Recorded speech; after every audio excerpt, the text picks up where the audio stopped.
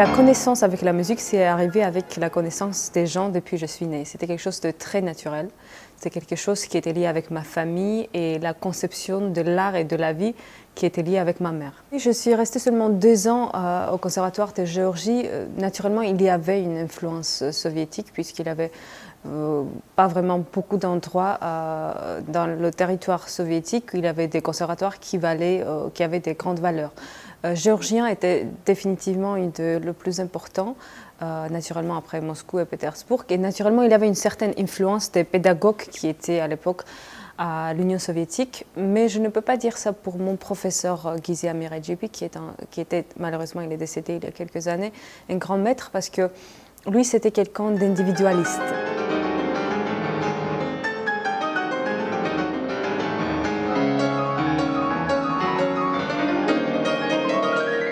Et après, à Vienne, Oleg Meisenbach, qui était d'origine de Odessa, aussi est très grand individualiste. Donc j'ai eu la chance d'être avec les gens qui ne représentaient pas une certaine méthode ou l'école, mais qui représentaient leur position dans la musique. Ce qui m'a permis aussi d'avoir envie de choisir d'être individuel dans la musique et de trouver son propre chemin et ne pas être dépendant de certaines écoles. Donc la décision d'habiter à Paris est arrivée très spontanément parce que j'aime Paris et j'aime la culture française, la langue française. Et premier concert récital important à Paris, c'était à la salle Pleyel. Et je me souviens que j'ai senti très profondément l'amour du public envers ce que je faisais. C'était pas forcément moi, c'était la musique que je faisais, c'était la musique des compositeurs que j'aimais. Et j'ai senti cette connexion très forte entre public parisien et moi.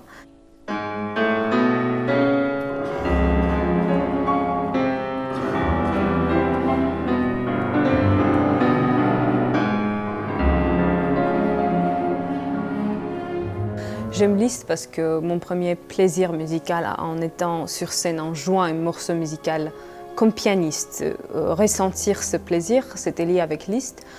Donc je crois que c'est important de garder ces premiers moments de joie sur scène pour toute la vie, même si ça ne va pas garder toute la place dans ma vie musicale, ça doit être quand même quelque part préservé comme ça représente quelque chose émotionnellement très important en étant pianiste.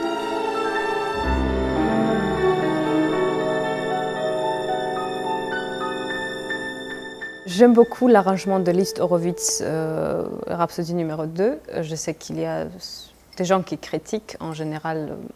Dans l'art, on peut tout critiquer parce que c'est très subjectif, mais j'aime bien jouer ce morceau parce que je m'amuse en jouant ce morceau. Je m'amuse en jouant justement avec les changements de Horowitz. Je change certaines choses parce que comme c'est arrangé par Horowitz, je me suis permis aussi de changer des petites choses, mais ce n'est pas des choses qui sont essentielles, mais musicalement qui me paraissent logiquement plus liées avec mon propre interprétation.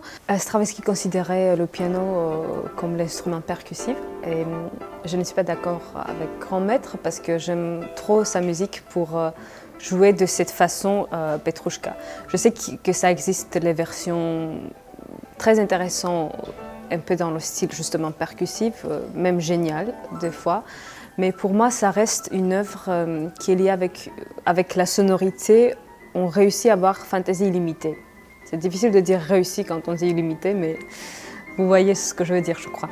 La musique est tellement pleine de fantaisie et de couleurs que c'est difficile de représenter dans les formes comme la danse ou le théâtre ou même avec les mots. Donc j'essaie justement en jouant cette musique de garder les couleurs de l'orchestre. D'ailleurs pour la première fois j'ai joué dans l'orchestre en étant pianiste de l'orchestre. Donc ma version principale que j'ai créée dans ma tête c'était lié avec l'orchestre. Donc mon challenge principal dans cette œuvre c'est justement les couleurs, les différents timbres.